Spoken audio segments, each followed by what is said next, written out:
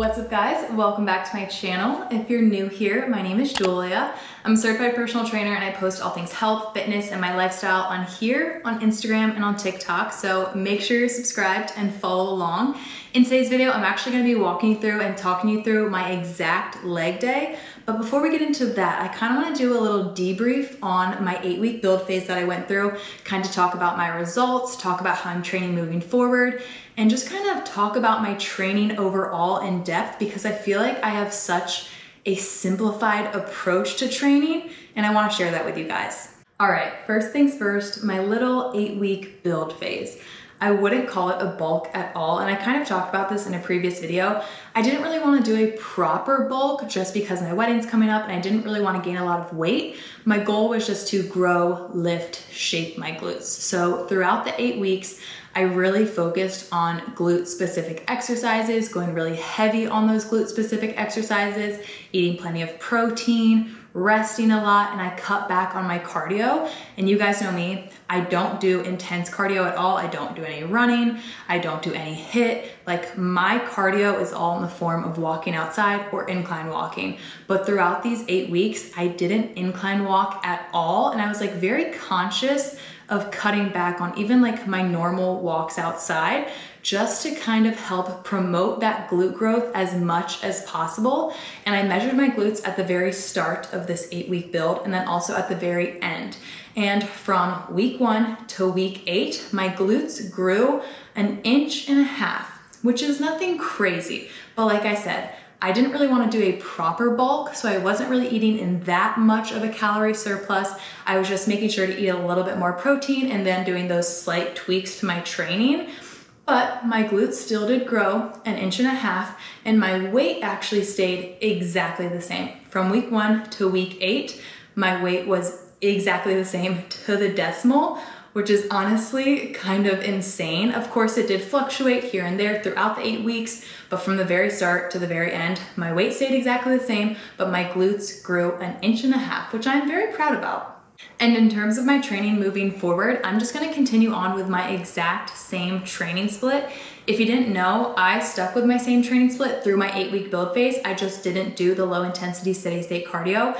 And if you don't know what my training split is, I'll put a picture of it on the screen right here. I've been doing this exact same split for over a year now and I love it. It's the exact split that you see in Cut, my 12-week training program. So if you have it, you know exactly what I'm talking about when I say that this training split is honestly the best training split I have ever done. And I've been working out consistently for years and years and years.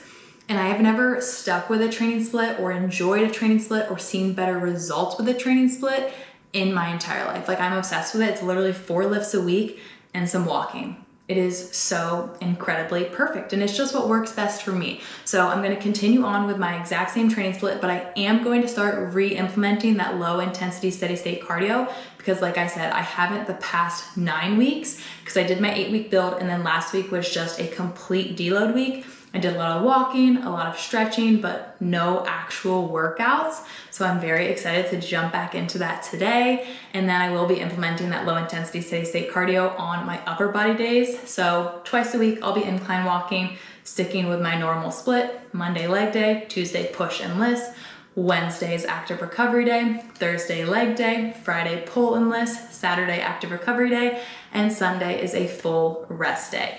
And once I switched to this training split, I really learned to appreciate and also learned how necessary rest is for making progress. Because I used to be so go, go, go, like beating my body up and not giving it enough rest. And I was making literally 0 progress. Like if anything, I was moving in reverse. So switching to this training split over a year ago now at this point has truly made all the difference. And I'm just so freaking excited to jump back into training today.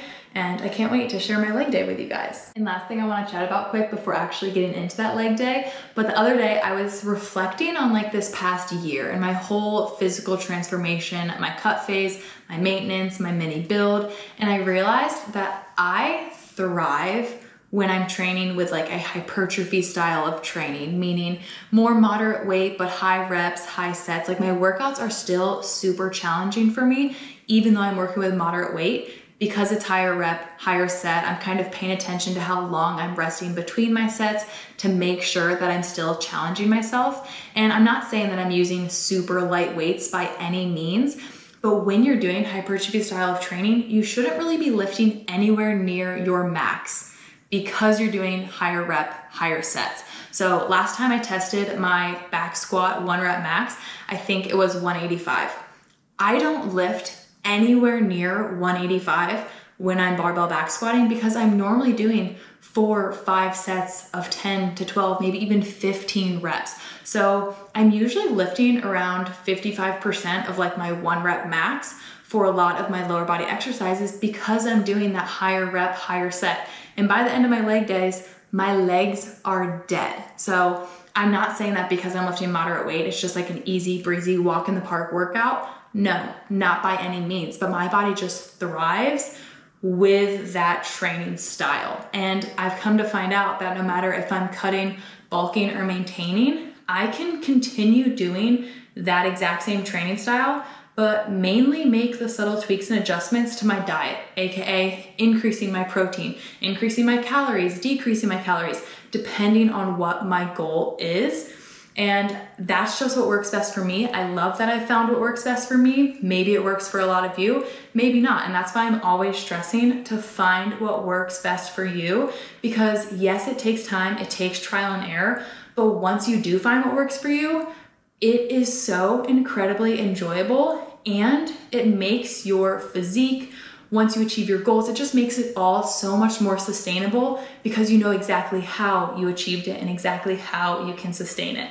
And I hope that made sense. I know it was very chatty and rambly, but let's get into this leg day. Okay, I lied. I just remembered 2 other things that I wanted to tell you guys about. So throughout my 8-week build phase on my leg days on Mondays and Thursdays, I actually didn't do any supersets at all. It was basically just like glute exercise after glute exercise after glute exercise. So I'm gonna be re-implementing supersets on my leg days moving forward.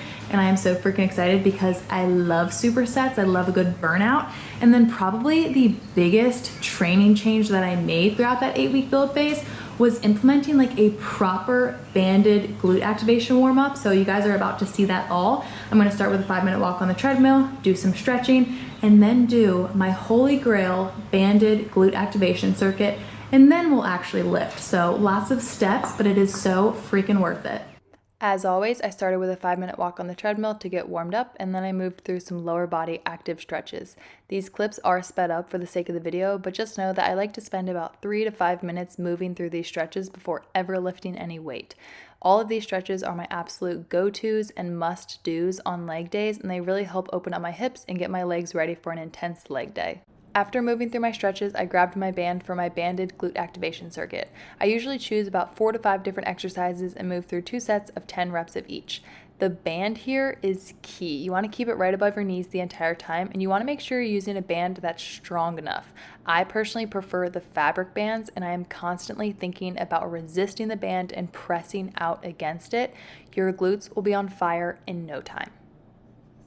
Moving into the actual lift, I started with 4 sets of 10 barbell good mornings. This is actually a newer exercise for me because I had never done them with the barbell until I was doing my build phase, and now I'm obsessed with them. They definitely target my glutes. Exercise 2 was 4 sets of 12 barbell back squats, and once again, working with very moderate weight since it's high reps and high sets.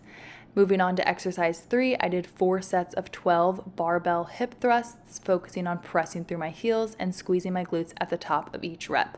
Then finally, I finished up with a superset. I did 10 each leg of these kettlebell split squats, pressing through that front heel on each rep, paired with weighted glute hyperextensions. I personally set mine up within my squat rack just because I don't have an actual glute hyperextension machine, but this works perfectly. Then I finished up with a little 5-minute cool down walk on the treadmill. All right, workout complete. That took me just over an hour. And I'm not gonna lie, I don't know what was going through my mind as I wrote out that workout for myself, especially because I knew it was my first leg day back after my deload week. It was brutal, but I loved every second of it. I already know my legs are gonna be so incredibly sore because they're already feeling it. They're exhausted. I was like struggling on my cool down walk. But once again, I loved every second of it. Hopefully you guys enjoyed seeing that workout, and let me know if you try it out because it was amazing, but also brutal at the exact same time.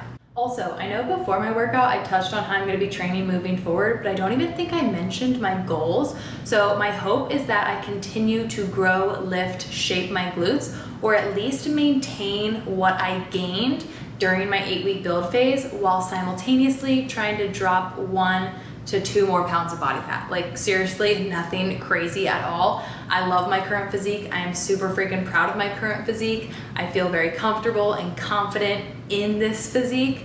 But if I were to choose some very specific goals leading up to my wedding, those would be them. So that's kind of like the purpose behind my training right now. And like I said, I always pretty much train the exact same way. The main shift that I have is within my diet, and it's also just very subtle tweaks and adjustments. So if anyone was wondering about my goals, those are them. Also, kind of unrelated, but last thing I want to touch on before wrapping this video up, I get a lot of questions regarding how I go about choosing weights for my workouts, specifically how I choose weights for the workouts within CUT, my 12-week training program, since so many people are doing it. And my rule of thumb for choosing weights is actually written into the program itself, so make sure you read it. You'll learn a lot. You'll learn how I go about choosing weights, how long I rest between sets, where to find my private exercise library, what to do after the 12 weeks, and so much more. So make sure you read it. But my rule of thumb is that your last 1 to 2 reps of every single set should feel difficult, but doable with near perfect form. Like those last 1 to 2 reps should feel way harder than reps 1, 2, 3, 4, etc. If your last 1 to 2 reps feel just as smooth and like doable as reps 1, 2, 3, 4, 5, then it's probably a good sign that you can up that weight. You're strong enough to increase it a little bit. But that's how I personally go about it, just because I don't want to sit there and like calculate everything. And through my experience, it's just been easiest to go based off feel, especially because some days you feel a little bit stronger than other days. Not all, but some days it's just like that. So that's my rule of thumb, and that's how I personally go about choosing weights. And that's also how I advise my clients to go about choosing weights, because once again, it's just totally based on feel and totally based on that individual. But anyway, I know this video was like so chatty and all over the place, but that's just me, and that's just the reality of how today went. And I just kept remembering different things I wanted to share with you guys. So hopefully you found this video helpful in some way. Hopefully if you were curious about any of these things I talked about today, now you kind of have some clarity. But I am gonna wrap this video up here. Let me know if you guys tried that leg day. Comment down below your thoughts on it. I really hope you guys enjoyed this video. If you did, don't forget to give it a like, make sure you're subscribed, and I will see you all next time. Bye.